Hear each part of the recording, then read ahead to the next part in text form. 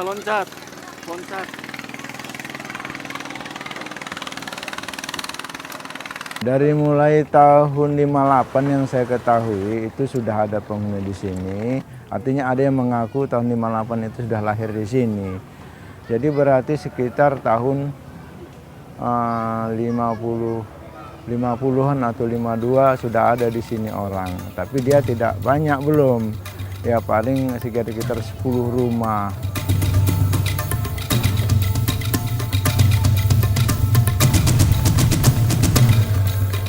Inilah salah satu kampung nelayan apung tertua yang ada di wilayah Belawan, Medan, Sumatera Utara.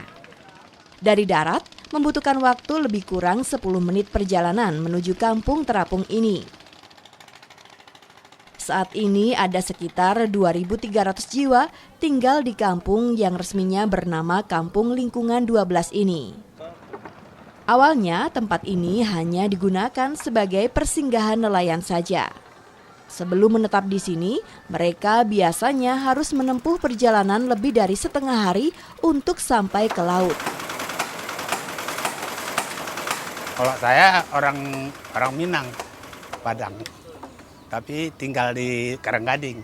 Saya mulai saya nelayan lah kan, jadi supaya enak cari pencarian di sini. Saya sewa rumah di sini pertama. Udah tua ada orang minta tolong sama pelorong tanah, ya kasih pelorong. Awalnya tuh persinggahan untuk sementara dia sampai ke kampung.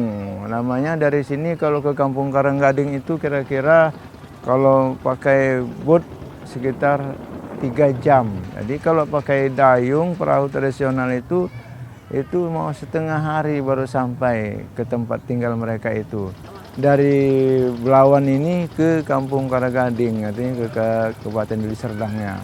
Itu tadinya yang pertama orang yang di sini. Dan maka mereka itu membuatlah satu rumah persinggahan tadinya, seperti itu.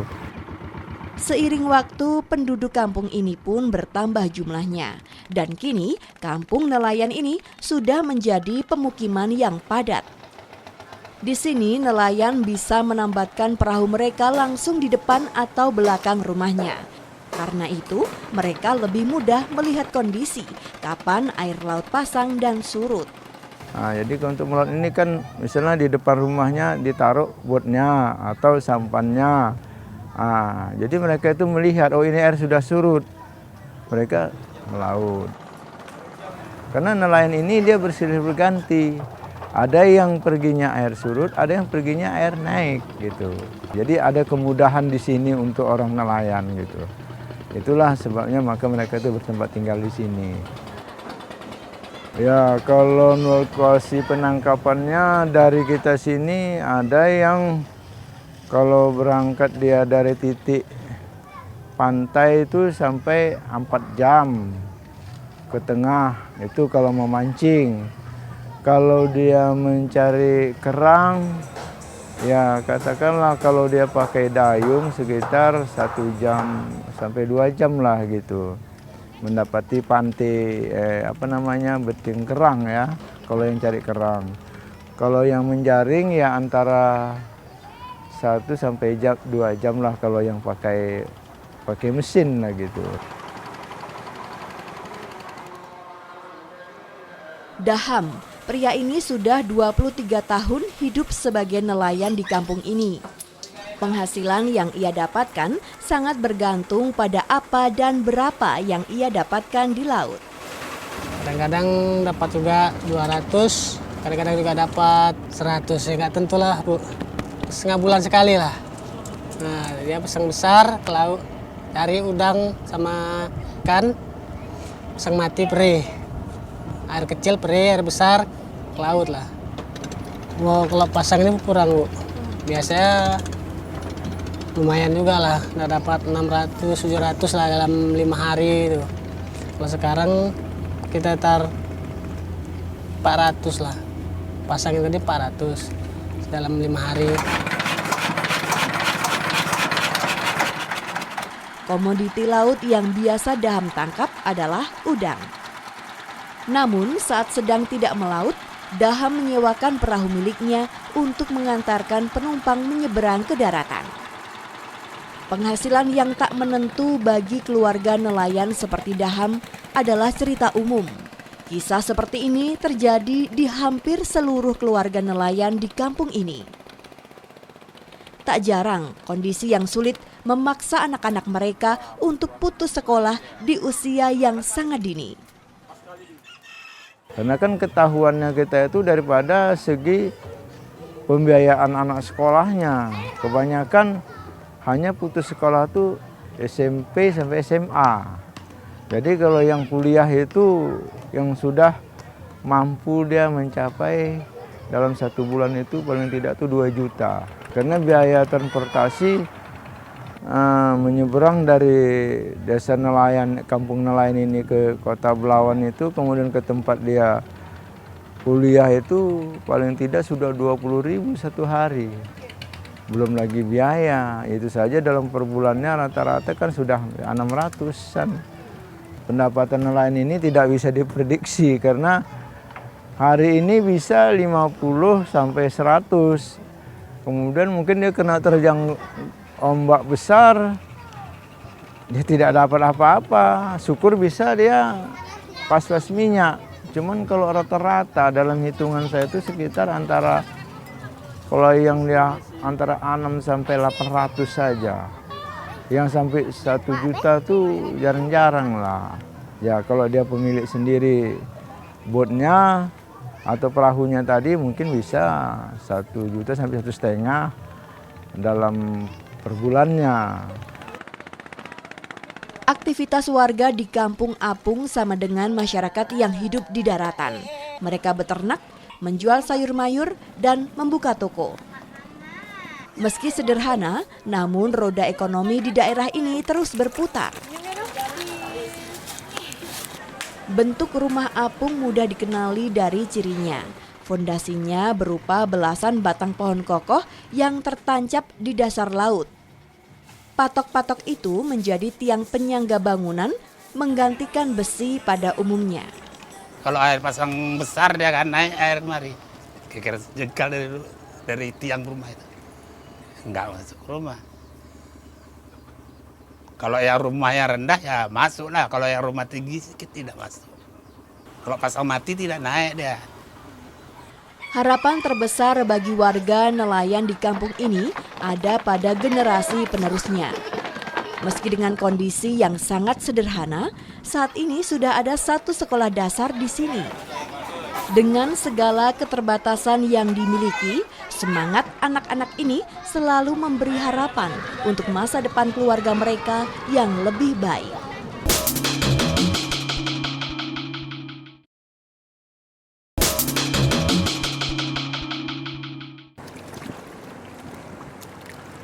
Sektor perikanan tangkap merupakan sektor penting bagi pertumbuhan ekonomi di suatu daerah, terutama yang berada di kawasan pesisir, seperti juga di wilayah Medan, Sumatera Utara. Saat ini potensi perikanan tangkap di Provinsi Sumatera Utara sekitar 800.000 ton setiap tahunnya. Wilayah potensial itu ada di Selat Malaka sebesar 276.000 ton per tahun dan Samudra Hindia sebesar 565.200 ton per tahun. Pada tahun 2011, hasil produksi ikan tangkap mencapai 416.185 ton. Angka ini naik 3,81% dari tahun 2010. Sementara dari Kota Medan, hasil perikanan tangkap di tahun 2012 mencapai 83.000 ton. Di tahun 2011 sebesar 79.000 ton dan 77.000 ton tahun 2010. Dan wilayah Belawan adalah salah satu sentra produksi ikan di Kota Medan yang sudah terkenal sejak dahulu. Jadi untuk memenuhi kebutuhan ikan di Sumatera Utara, bahwa ada 5 kabupaten kota yang bisa mendukung kebutuhan ikan Sumatera Utara yang terbesar. Yang pertama itu adalah Medan. Medan ini bisa memberikan kontribusi sekitar 20%. Selanjutnya diberikan oleh Kabupaten Batubara, itu lebih kurang 16%. Sedangkan di kabupaten kota lainnya antara lain Sibolga, Tanjung Balai, dan Srege. Ini masing-masing memberikan kontribusi sekitar 13 maupun 8%. Yang paling dominan di Medan atau Belawan ini adalah pada umumnya ikan-ikan pelagis ya. Ikan pelagis itu ikan di permukaan. Itu bisa teri, selar, kemudian dan lain-lain sejenisnya lah. Itu yang pada umumnya yang ada di pantai timur atau Sumatera Utara ini yang tersentra di Belawan ini. Kegiatan di sektor bahari ini terjadi di Pelabuhan Perikanan Samudra Belawan. Ada sekitar 500 kapal tangkap yang aktif. Di tahun 2012, hasil produksi ikan dari pelabuhan ini mencapai 63.000 ton. Umumnya di sini di atas 30 JT, banyaknya ya. Sedikit yang di bawah 30 JT. Itu kapal-kapal pukat ikannya. Mereka kan berlayar ke fishing ground, utamanya di Selat Melaka. Tapi kadang-kadang pergi juga ke Laut Cina Selatan, ke utara. Dan kadang-kadang juga sampai Samudra Hindia. Karena ini pelabuhan perikanan Samudra Belawan. Nah, aktivitasnya tentu memfasilitasi kapal-kapal penangkap ikan, nelayan, dan juga pengolah. Ya, makanya ini yang di darat ini industri perikanan. Nah, dari laut ikannya masuk di TPI, tempat pendaratan ikan, itu kan harus didistribusikan. Nah, itu yang kita fasilitasi. Hasil produksi ikan tangkap di sini sebagian diekspor ke luar negeri. Salah satunya adalah gurita. Satu perusahaan eksportir bisa mengirim 100 ton gurita setiap bulannya ke luar negeri.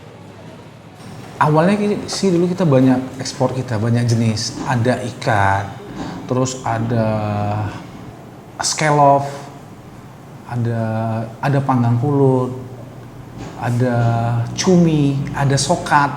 Nah, tapi kesemuanya itu seiringan waktu kita bersaing dengan pabrik-pabrik lain, sehingga sampai saat ini kita hanya mampu bertahan di satu produk, yaitu frozen baby octopus atau baby gurita dalam bentuk beku.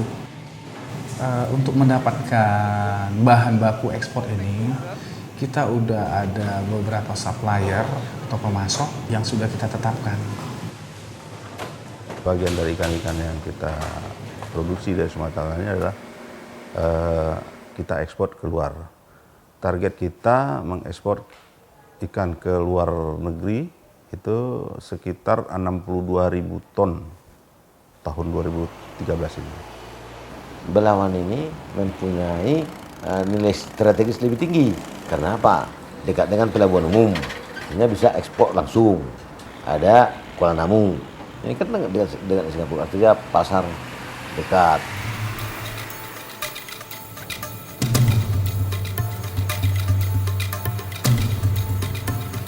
Kalau ini ke Australia, ke Rusia, ini ke China, ke Korea, ke Taiwan, umumnya negara-negara Asia, Bu. Aktivitas penangkapan ikan yang dilakukan perahu-perahu besar dari pelabuhan ini berlangsung di luar radius 50 mil dari pantai. Alat tangkapnya beragam, mulai dari pukat cincin hingga alat pancing tradisional.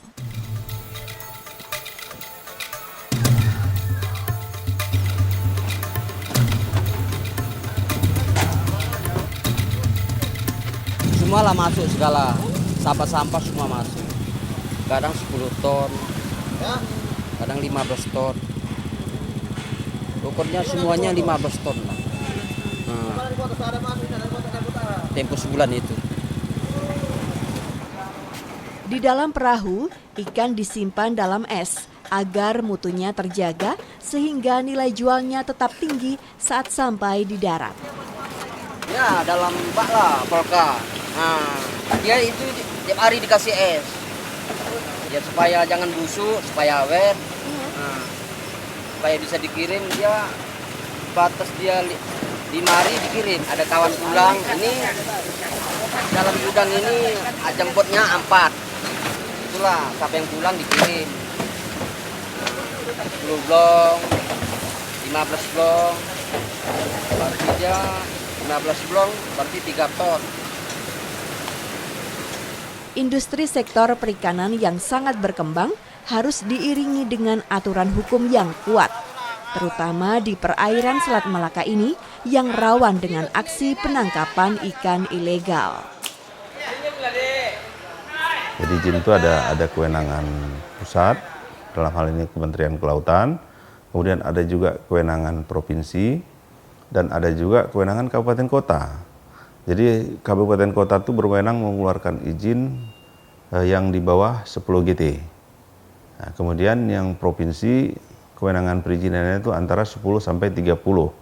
Nah, sedangkan yang di atas 30 itu adalah kewenangan pusat. Dalam hal ini Kementerian Kelautan Perikanan. Bagaimana jika pelanggaran itu terjadi? Kalau nelayan-nelayan besar yang melakukan penangkapan, bahkan izinnya pun bisa dicabut. Kemudian dikenakan hukuman denda, bahkan hukuman kurungan. Peraturan penindakan itu berlaku Undang-Undang Perikanan nomor 45 tahun 2009. Bahkan di sini di Sumatera Utara ini, di Medan ini ada satu hakim ad hoc yang khusus menangani peradilan menyelesaikan masalah perikanan ini. Salah satu dari 7 provinsi barangkali ya di Medan ini. Jadi sudah banyak yang dilakukan, yang diputuskan oleh pengadilan perikanan di Medan ini.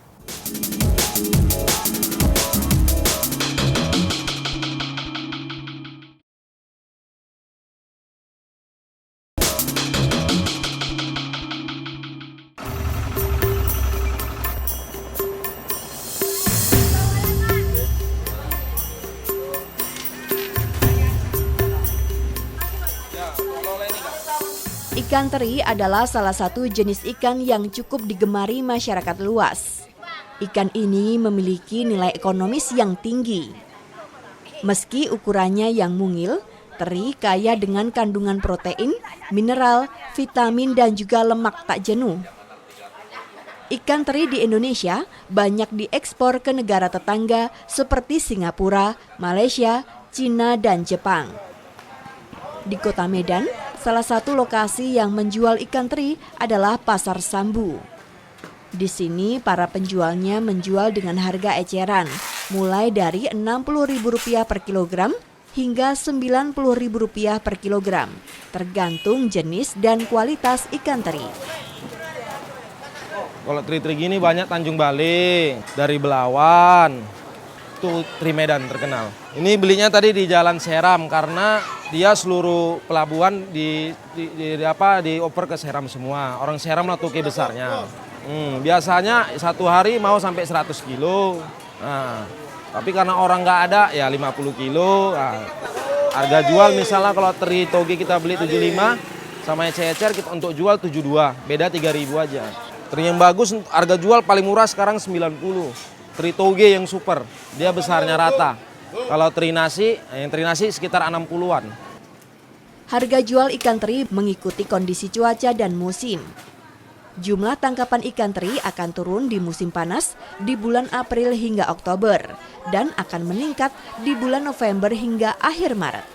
Satu cuaca, satu memang ikan lagi kosong. Ikan teri sama kayak cabai, lagi banjir murah, nah, kan gitu. Kalau lagi kosong mau pasaran naik 3. Mau sampai 100 lagi, pernah sampai 120, ratusan, pernah. Kalau ikan teri standar dia kalau paling mahal, teri nasi pun 60 udah paling mahal. Ikan teri Medan cukup populer, tidak hanya untuk masyarakat Medan saja. Sejak puluhan tahun, ikan kecil ini sudah menjadi primadona. Rasanya yang khas dan dapat diolah menjadi berbagai bentuk makanan, membuat ikan ini makin digemari. Saya beli ikan teri nasi 2 kilo untuk oleh-oleh anak ke Jakarta. Karena teri nasi itu kan kepingin anak-anak. Di Jakarta kan jarang dapat. Jadi itulah biasa khas dari Medan, teri nasi. Ya itulah makanya beli teri nasi. Ini tadi belinya sekilo 74.000. Dulu waktu anak-anak masih mahasiswa udah sering makan ikan teri nasi.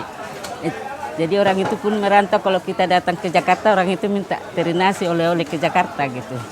Ciri khasnya lebih enak dia, lebih terasa manis lah, lebih gurih lah dia gitu. Iya. Daripada teri-teri yang lain. Dari teri Sibolga pun lebih enak, teri nasi Medan lah gitu. Selain ikan teri, hasil perikanan lain dari perairan Belawan juga memiliki nilai ekonomi yang tinggi. Salah satunya di sektor bisnis kuliner. Di warung ikan bakar Hajah Mis misalnya, saat jam makan siang banyak penggemar ikan laut yang datang. Warung makan ini memang menawarkan beragam menu ikan laut.